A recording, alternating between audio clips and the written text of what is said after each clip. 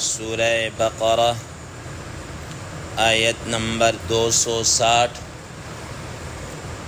آپ حضرات کے پاس پیج نمبر ہے 5۔ اعوذ باللہ من الشیطان الرجیم، بسم اللہ الرحمن الرحیم۔ وَإِذْ قَالَ إِبْرَاهِيمُ رَبِّ أَرِنِي كَيْفَ تُحْيِي الْمَوْتَى قَالَ أَوَلَمْ تُؤْمِنْ قَالَ بَلَى وَلَكِنْ لِيَطْمَئِنَّ قَلْبِي قَالَ فَخُذْ أَرْبَعَةً مِّنَ الطَّيْرِ فَصُرْهُنَّ إِلَيْكَ ثم اجعل على كل جبل منهن جزءا ثم ادعهن يأتينك سعيا واعلم أن الله عزيز حكيم۔ صدق اللہ العظیم۔ اللہم صل علی محمد النبی الأمی وعلی آلہ وسلم تسلیما کثیرا کثیرا۔ محترم سامعین کرام، اس آیت مبارکہ کا ترجمہ اللہ تبارک و تعالی ارشاد فرماتے ہیں، وَإِذْ قَالَ إِبْرَاهِيمُ رَبِّ أَرِنِي، اور وہ وقت یاد کرو جب سیدنا حضرت ابراہیم علیہ السلام نے کہا، اے میرے پروردگار، اے میرے رب، ارینی کیف تحیی الموتى، آپ مجھے دکھلا دیجئے کہ آپ مردوں کو کیسا زندہ کریں گے، کس کیفیت سے زندہ کریں گے۔ قال اولم تؤمن، اللہ تبارک و تعالیٰ نے ارشاد فرمایا، کیا تم یقین نہیں رکھتے؟ قال بلی ولکن لیطمئن قلبی، حضرت ابراہیم علیہ السلام نے عرض کیا، کہا کہ کیوں نہیں، لیکن میں اپنے دل کے، اپنے اطمینان قلب کے لیے میرے دل کو سکون ہو جائے۔ قال فخذ أربعة من الطير، تو اللہ تبارک و تعالی نے فرمایا کہ تم 4 پرندے لے لو، فصرهن إليك، تم ان کو اپنے ساتھ مانوس کر لو، ثم اجعل على كل جبل منهن جزءا، پھر اس کے بعد ان کو ٹکڑے ٹکڑے کر کے ہر ایک پہاڑ کے اوپر ان کا جز رکھ دو، کچھ حصہ رکھ دو، ایک حصہ رکھ دو۔ ثم ادعوہن، پھر آپ ان کو بلاؤ، یأتینک سعیا، وہ آپ کے پاس دوڑتے ہوئے آئیں گے۔ واعلم ان اللہ عزیز حکیم، اور خوب یقین رکھو، خوب جان لو کہ بے شک اللہ تبارک و تعالی بڑی قدرت والے ہیں اور زبردست حکمت والے بھی ہیں۔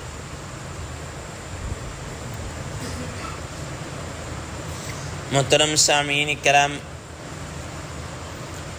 آپ حضرات کے سامنے ما قبل کی آیت مبارکہ میں بھی اور اس سے پہلے بھی بعث بعد الموت، مرنے کے بعد زندہ ہونا، اللہ تبارک و تعالی کس طریقے سے اٹھائیں گے، کیا کیفیت ہوگی، اس کے متعلق سیدنا حضرت عزیر علیہ السلام نے بھی سوال کیا تھا۔ اللہ تبارک و تعالی نے ان کو 100 سال سلا کر وہ دکھا دیا کہ کیسے زندہ کریں گے۔ پھر اس کے بعد سیدنا حضرت ابراہیم علیہ السلام جو اللہ تعالیٰ کے خلیل ہیں، انہوں نے بھی اللہ تبارک و تعالیٰ سے اسی قسم کے مشاہدے کا سوال کیا کہ اے باری تعالیٰ مجھے دکھلا دیجئے، میں دیکھنا چاہتا ہوں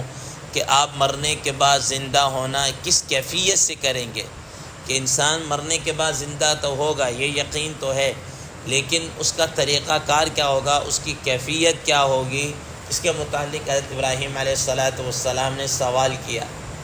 حضرات مفسرین کرام رحمہ اللہ فرماتے ہیں کہ یہ حضرت ابراہیم علیہ السلام نے جو سوال کیا اس کا پس منظر کیا ہے۔ اس سلسلے میں حضرات مفسرین کرام رحمہ اللہ کی دو رائے ہیں، دو تفسیریں بیان فرماتے ہیں، دو قول ہیں۔ ایک تو یہ ہے کہ جب سیدنا ابراہیم علیہ السلام اور نمرود کا جو مکالمہ ہوا اور کہا کہ پوچھا تمہارا رب کیا ہے، تو کہا کہ میرا رب تو وہ جو زندگی بھی دیتا ہے موت بھی دیتا ہے، تو نمرود نے کہا یہ کون سی بڑی بات ہے، یہ تو میں بھی کر لیتا ہوں، ٹھیک ہے نا۔ تو حضرت ابراہیم علیہ السلام نے دلیل کا زاویہ اور رخ چینج کر کے کہا کہ بھئی میرا رب تو وہ ہے جو سورج کو روزانہ مشرق سے نکال کر مغرب میں غروب کرتا ہے، تو آپ مغرب سے نکال لیں اور مشرق میں اس کو غروب کر دیں۔ تو نمرود کی گویا کہ کہتے ہیں بولتی بند ہو گئی، اس کو فبہت الذی کفر، وہ بالکل حیران، یہ کیا بات ہوگی۔ اب حضرات مفسرین کرام رحمہ اللہ فرماتے ہیں کہ یہ جب حضرت ابراہیم علیہ السلام نے کہا کہ میرا اللہ تعالیٰ مارتا ہے، مرنے کے بعد زندہ کرتا ہے، یہ سارا ہے، تو اب ان کے دل کے اندر یہ داعیہ پیدا ہوا، ان کے اندر یہ ہوا کہ میں اس مشاہدے کو، اس چیز کو دیکھ لوں کہ کیسے اللہ تعالیٰ زندہ کرتے ہیں۔ تو اس پر انہوں نے اللہ تعالیٰ سے کیا کر لیا، سوال کر لیا۔ اور بعض حضرات فرماتے ہیں کہ حضرت ابراہیم علیہ السلام ایک مرتبہ دریا کے کنارے پر تھے، تو اب ظاہر دریا کے اندر بس اوقات یہ جو موجیں ہوتی ہیں، لہریں ہوتی ہیں، یہ آ رہی ہوتی ہیں، ٹکرا کر واپس بھی جا رہی ہوتی ہیں، یہ مد و جزر چل رہا ہوتا ہے۔ تو حضرت ابراہیم علیہ السلام نے دیکھا کہ بالکل دریا کے کنارے کے اوپر ایک کوئی مردہ پڑا ہوا ہے، جانور مرا ہوا پڑا ہوگا۔ اب وہ کیا ہوتا ہے، وہ پانی کی ایک لہر آتی، تو اس پر جب آتی تو جو دریا کے جو جانور یا جو بھی ہوتے تھے وہ اس میں سے نوچ لیتے، کھا لیتے، اور اس طریقے سے۔ اور جیسے ہی وہ پانی کی لہر واپس پلٹ جاتی، پیچھے کو آتی، تو ادھر جو خشکی کے جو پرندے یا جو تھے یا فضائی پرندے وہ آ کر اس کو نوچتے، اس کو کھاتے۔ اب جب حضرت ابراہیم علیہ السلام نے یہ دیکھا کہ ادھر سے دریا کے اندر کی جو مخلوق ہے وہ بھی اس کو کھا رہی، ادھر خشکی کی جو مخلوق ہے وہ بھی اس کو کھا رہی، اوپر جو فضائی پرندے مخلوق ہیں وہ بھی اس کو نوچ رہے ہیں، کھا رہے ہیں۔ اب ان کے ذہن میں یہ سوال آیا کہ دیکھیں اتنی ساری مخلوق ایک ہی چیز کو کھا رہی ہے، تو اللہ تبارک و تعالی قیامت والے دن اس مردے کے اجزاء کو اللہ تعالیٰ کیسے اکٹھا کریں گے، اس کی کیا کیفیت، کیا طریقہ ہوگا، اس کے مشاہدہ کے لیے، اس کیفیت کو دیکھنے کے لیے سیدنا ابراہیم علیہ السلام نے اللہ تبارک و تعالیٰ سے سوال کر لیا، رب ارینی کیف تحیی الموتى، اے اللہ، اے میرے رب، مجھے دکھا دیجئے، میں وہ اپنی آنکھوں سے مشاہدہ کرنا چاہتا ہوں، کیف تحیی الموتى، کہ آپ مردوں کو کیسا زندہ کریں گے، اس کی کیفیت کیا ہوگی۔ محترم سامعین کرام، اب یہاں پر یہ سوال ذہن میں آتا ہے کہ کیا حضرت ابراہیم علیہ السلام کو اس پر شک تھا، کوئی شک تھا کہ وہ نہیں کر سکتے؟ اللہ تبارک و تعالی نے اسی سوال کو آگے فرمایا، قال اولم تؤمن قال بلا، کہ اللہ تبارک و تعالی نے پوچھا کہ اے ابراہیم علیہ السلام، کیا تم میری اس بات کے اوپر، اس قدرت کے اوپر تمہیں یقین نہیں ہے، تمہیں ایمان اور یقین نہیں ہے؟ قال بلا، اے باری تعالیٰ کیوں نہیں ہے، یقین ہے، ولیکن لیطمئن قلبی، لیکن میں اپنے دل کا اطمینان چاہتا ہوں، سکون جس کو کہتے ہیں نا تسکین قلب، یہ میں چاہتا ہوں، اطمینان قلب۔ محترم سامعین اکرام، بہت مرتبہ ایسا ہوتا ہے کہ ایک چیز ایسی ہوتی ہے کہ آپ کو پتہ ہے یہ کام ایسا ہو رہا ہے، ہو جاتا ہے، لیکن آپ جب اس کو فزیکل طور پر یا اس کو اپنی پریکٹیکل طور پر اس کو دیکھتے ہیں تو آپ اس کو، آپ کا کیا کہتے ہیں، ایک ویژن، ایک آپ کا یقین، ایک آپ کا نالج، ایک علم اور کیا ہو جاتا ہے، بڑھ جاتا ہے۔ اب میں ایک چھوٹی سی مثال دیتا ہوں، مثال کے طور پر ہمیں پتہ ہے کہ اب یہ لائٹ آ رہی ہے، لائٹ بن رہی ہے، تو بیلا ڈیم کے اوپر بڑی بڑی ٹربائن لگی ہوئی ہیں مثال کے طور پر، کہ وہ جنریٹ کر رہی ہیں اور پانی گر رہا ہے اور اس سے جناب اعلیٰ وہ بڑے بڑے انہوں نے رکھے ہوں گے، کوئی پاور پلانٹ جو بھی ہوگا، مثال کے طور پر لائٹ بن رہی ہے، آ رہی ہے، لیکن یہ ہم نے سنا ہے اور ہم نے کتابوں کے اندر مثال کے طور پر پڑھا ہے، لیکن اگر ہم پریکٹیکلی طور فزیکلی طور پر جا کر اس تربیلا کے اس بند کے اوپر کھڑے ہو کر دیکھیں کتنا بڑا بند ہے، کتنی بڑی ٹربائن لگی ہوئی ہیں، کیسا سسٹم ہے، یا مثال کے طور پر جو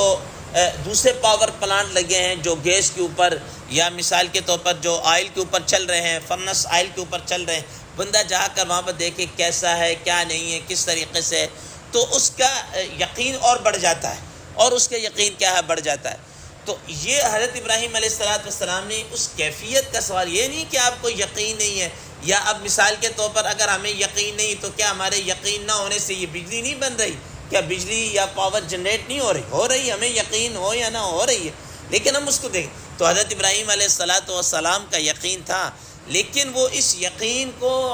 حق الیقین کہہ لیجئے، عین الیقین کہہ لیجئے، اس درجے تک، اس کیفیت اور اس مشاہدے تک کیا ہے جانا چاہتے تھے۔ اس کے لیے حضرت ابراہیم علیہ السلام نے اللہ تبارک و تعالیٰ سے سوال کیا، رب ارینی کیف تحیی الموتیٰ، اے میرے رب آپ مجھے بتا دیجئے کہ کیسے جناب اعلیٰ وہ کیا کرتے ہیں، آپ مردوں کو زندہ کرتے ہیں۔ نبی کریم صلی اللہ تعالیٰ علیہ وسلم کی حدیث مبارکہ جس کا مفہوم یہ ہے کہ العیاذ باللہ حضرت ابراہیم علیہ السلام کو اس چیز کے اندر شک نہیں ہے۔ کیوں شک؟ اللہ کے قرآن مجید میں وَكَذَلِكَ نُرِي إِبْرَاهِيمَ مَلَكُوتَ السَّمَاوَاتِ وَالْأَرْضِ، اللہ تعالیٰ نے زمین و آسمان کے ان کو مشاہدے کرائے، یہ کیا چیز ہے، ٹھیک ہے۔ تو یہ فرمایا کہ ابراہیم علیہ السلام اگر ان کو شک ہوتا تو نحن احق بالشک من، تو ہم زیادہ ہمیں اس کے متعلق کیا ہوتا، تردد ہوتا، زیادہ کیا ہوتے ہم اس کے معاملے میں شک پڑتے۔ حضرت ابراہیم علیہ السلام کو کوئی تردد یا ڈاؤٹ فل ہی نہیں تھا، کوئی ایسا ڈاؤٹ نہیں تھا،